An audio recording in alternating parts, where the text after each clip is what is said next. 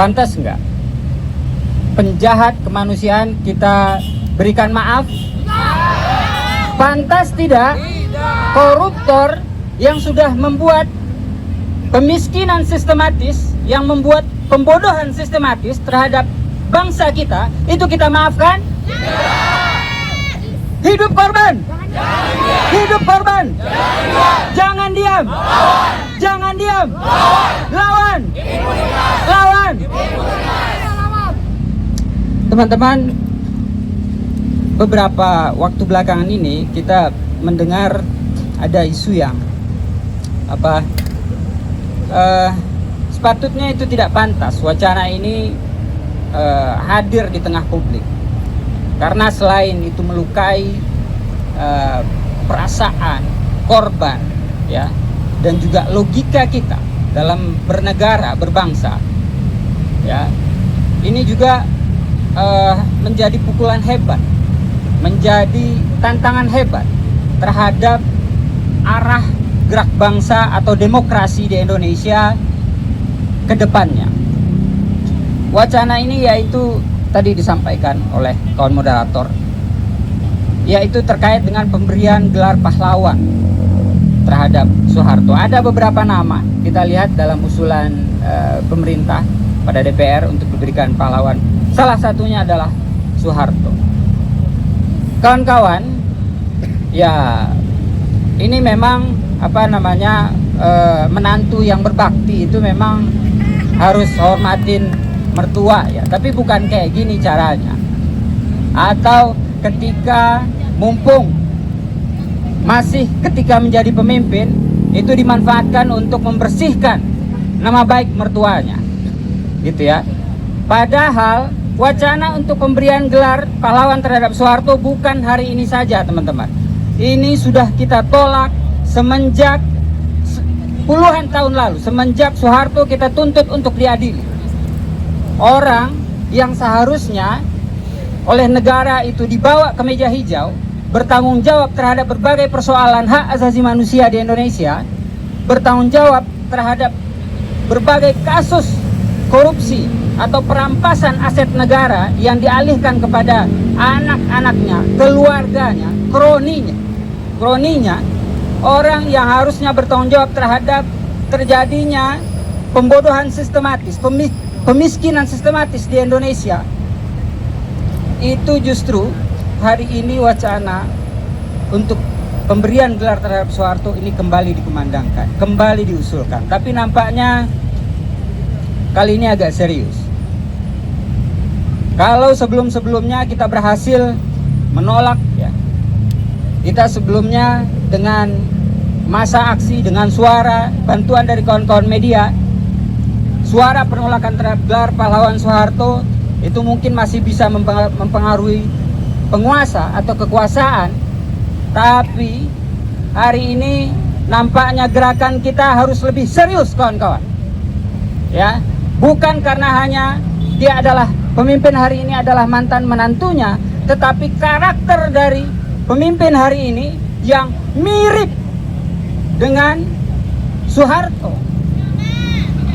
sama persis sama dengan Soeharto. Jadi konsolidasi kita masyarakat sipil adalah satu hal yang mutlak, yang penting kita lakukan, dan salah satu indikatornya adalah bagaimana kita nanti harus berhasil menolak gelar pahlawan terhadap Soeharto. Apa jadinya kalau Soeharto diberikan gelar pahlawan, kemudian orang-orang yang dulu menurunkan Soeharto pada tahun 98 itu disebut sebagai apa? Mahasiswa yang dulu menjatuhkan Soeharto sampai menjadi korban, sampai kemudian ada yang terbunuh. Kemudian mereka yang sudah menjadi martir dari gerakan reformasi 99 itu mau dianggap seperti apa? Apakah mereka mau dianggap penjahat? Karena di satu sisi Soeharto adalah pahlawan? Tentu tidak, teman-teman. Ndasmu pahlawan, ya. Nah, teman-teman, Soeharto adalah simbol dari kediktatoran. Soeharto adalah simbol dari pemimpin yang otoriter. Soeharto juga tadi disampaikan adalah simbol dari pemimpin Indonesia yang korup, sehingga tidak pantas sama sekali bagi Soeharto diberikan gelar pahlawan. Saya ingin suara dari kita semua hari ini, saya ingin mendengarkan, tolak gelar pahlawan untuk Soeharto. Tolak gelar pahlawan untuk Soeharto. Tolak gelar pahlawan untuk Soeharto.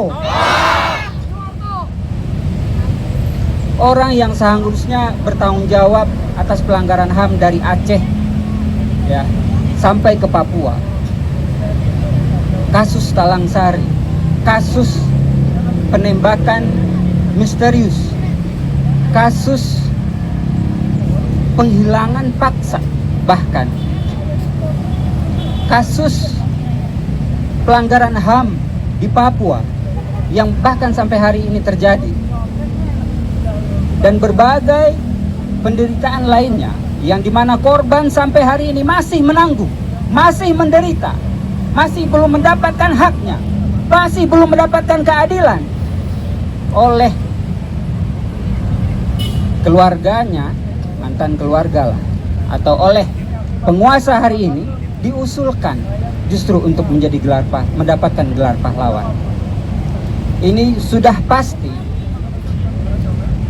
akan sangat menyakiti hati korban, ya, korban pelanggaran HAM dari Aceh sampai dengan Papua yang terjadi sepanjang masa represif Orde Baru, ya.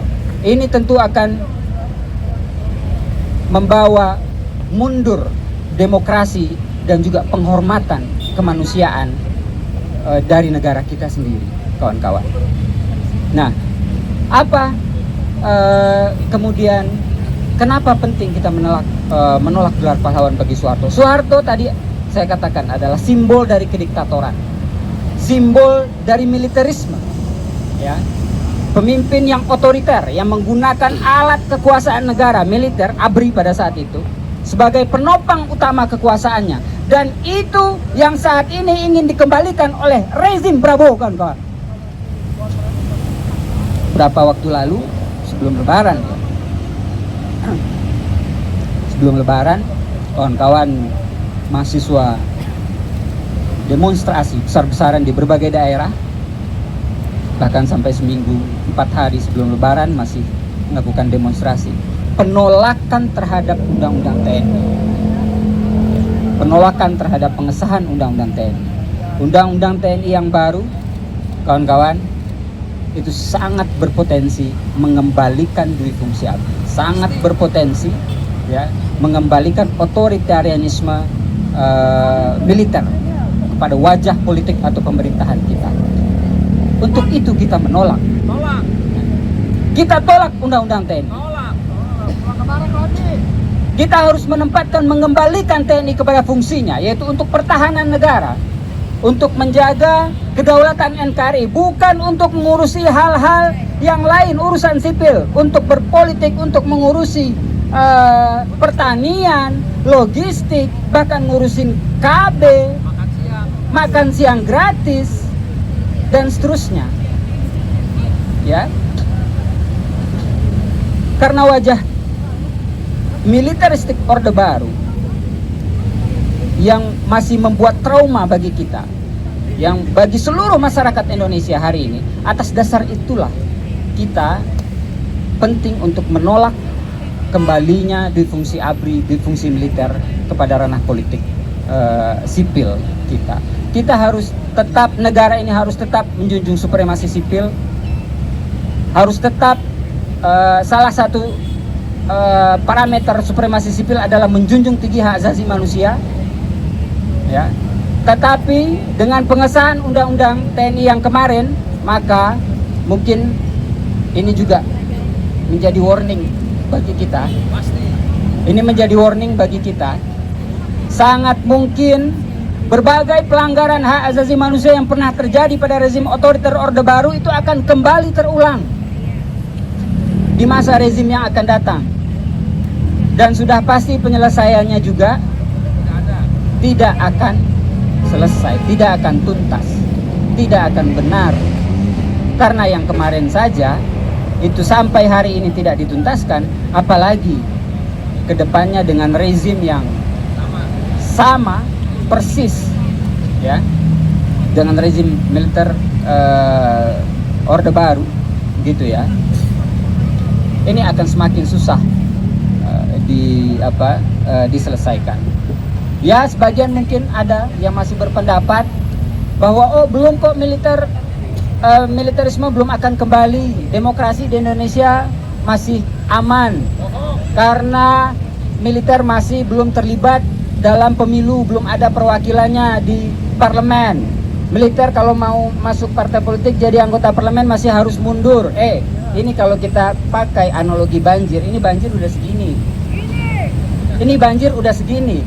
Dikit lagi kalau mereka sudah masuk di parlemen itu udah kelelap demokrasi kita. Kalau mereka udah nggak harus mundur untuk menduduki jabatan sipil dan menduduki jabatan politik, itu udah kelelap, teman-teman.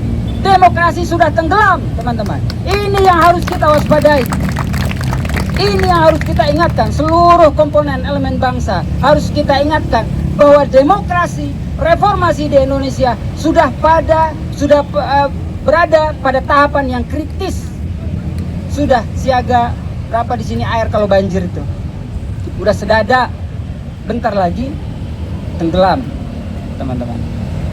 Untuk itu saya tetap mengajak pada kita semua dan seluruh rekan-rekan mahasiswa aksi Kamisan di berbagai daerah di Indonesia, kita terus menyuarakan penolakan kembalinya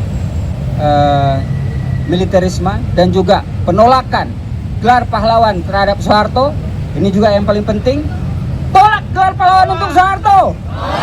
Tolak gelar pahlawan untuk Soeharto. Tolak gelar pahlawan untuk Soeharto. Hidup korban. Hidup korban. Jangan diam. Jangan diam. Lawan. Lawan. Terima kasih teman-teman. Selamat sore.